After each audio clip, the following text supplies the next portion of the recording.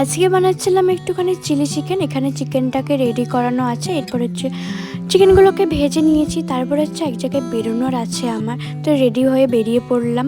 যাচ্ছি হচ্ছে আজকে রাসমেলাতে আবারও।